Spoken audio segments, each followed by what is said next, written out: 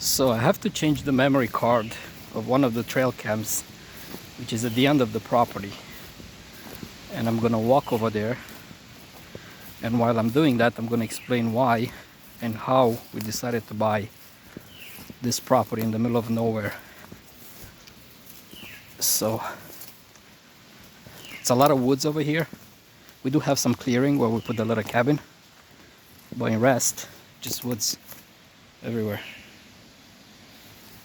So how we all started. In 2022, we went to somebody's farm for like a week on a vacation. And it was so nice and quiet and peaceful. We love it. So we decided we're gonna get something like that. Not as big because that one has like a lot of acreage, but something smaller, just so we can put a cabin so we can come in the weekend. So that's what we did. In the meantime, this is the deep trap on top of the stand. So back to 2022.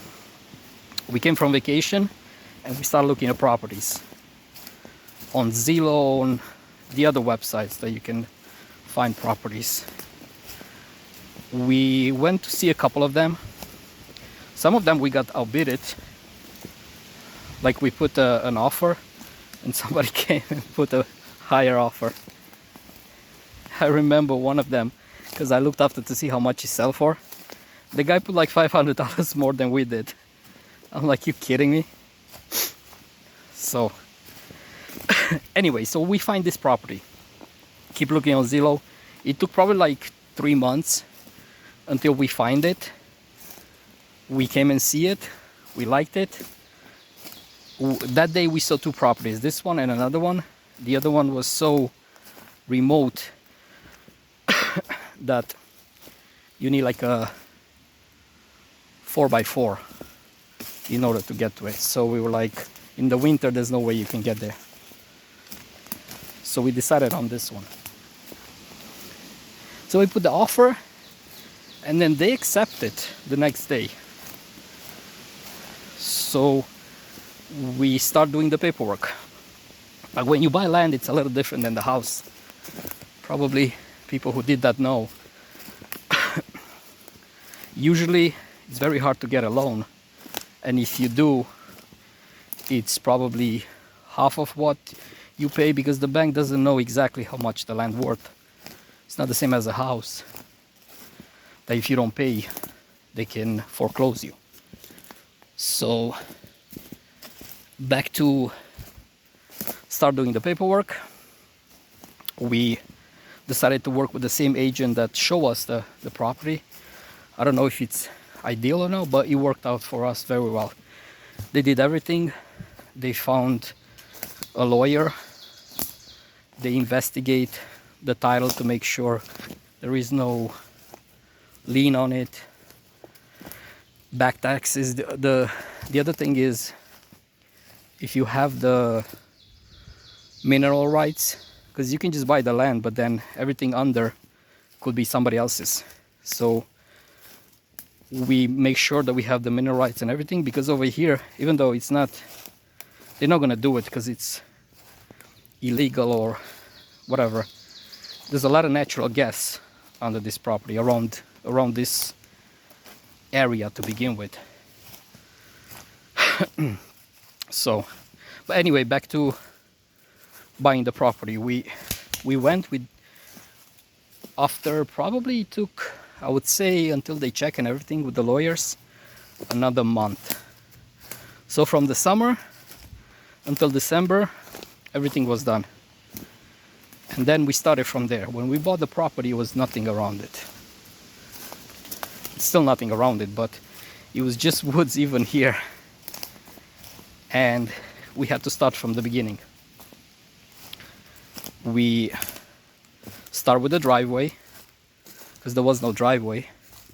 So in order to access the property, you have to go in the driveway. Let me see, where should I go? So, because it's so dense over here, if you look. It's a lot of woods and stuff, and some of it's more dense than other parts.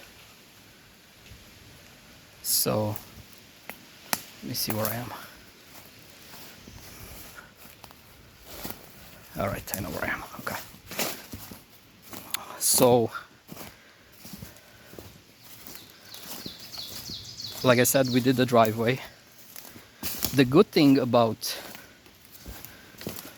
this property is that the electric was at the road, because there was no electric. So we did have to bring the electric all the way to our little cabin, which, because there was no house built, we had to pay for the pole. But that's another story, which I'm gonna probably make a video of it, about electric stuff. So if we made the best decision, yes, we did. We love this place. We try to come here as often as we can, every week, every other weekend, to show up.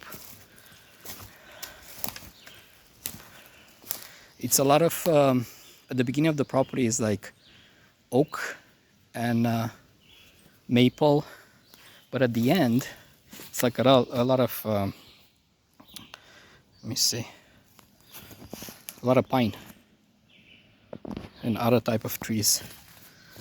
Now this is the camera, and this is the little log where we see the Fisher cat all the time.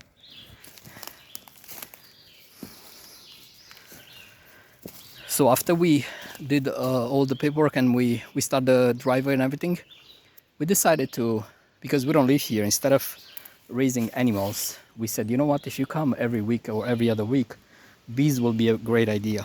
So we start with the bees. We start with 2 hives, now we have 3.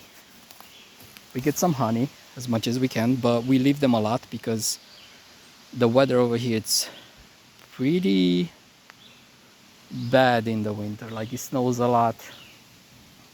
The road, even though it's unpaved, they do clear it for snow. Not right away, but they try to get us out of here if we get stuck, in case we get stuck.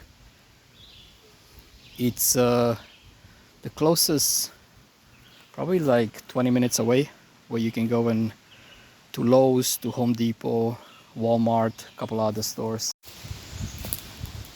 For the people who live in the city, or even not in the city, and they think about getting a property that is far away from everything, that is very quiet, undeveloped, and they say, well, I don't know nothing about it.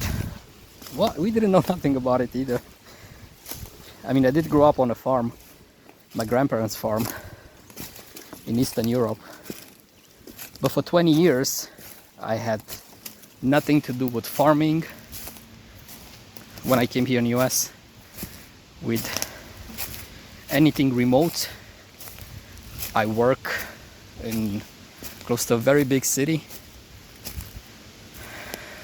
so it's not impossible.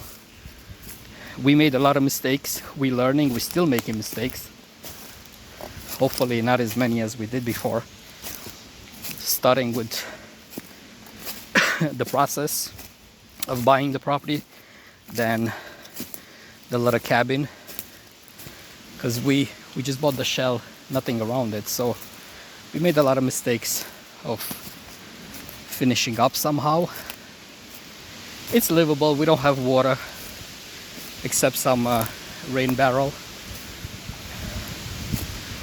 and there's no plumbing inside, no bathroom, none of that stuff, but we make it work.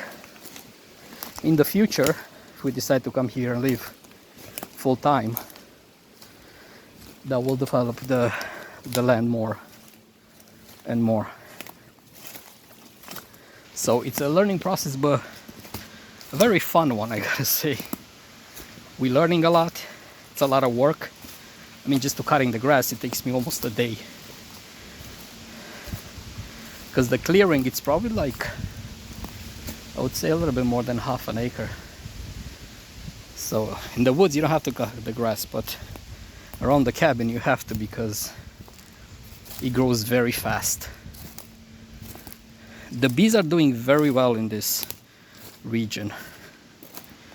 I guess because there's some fields with grass. There is a bunch of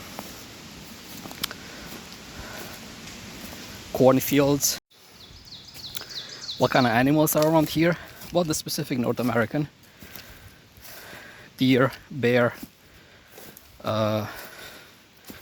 We have raccoon. We have possum. The fisher cat that I see with the camera sometimes. I saw bobcat at one point. And then a lot of coyotes everywhere. And some of them you can see with the camera, like snakes, for example. We have a few garden snakes around the cabin, which is good because we don't have no mice. So at the beginning, I see a lot of mice. I was like, this is gonna be a problem. But within 2 months, I start seeing snakes. And the mice, they all disappear. Which I guess is the way of nature. Right here I see like a deer sleeping pad.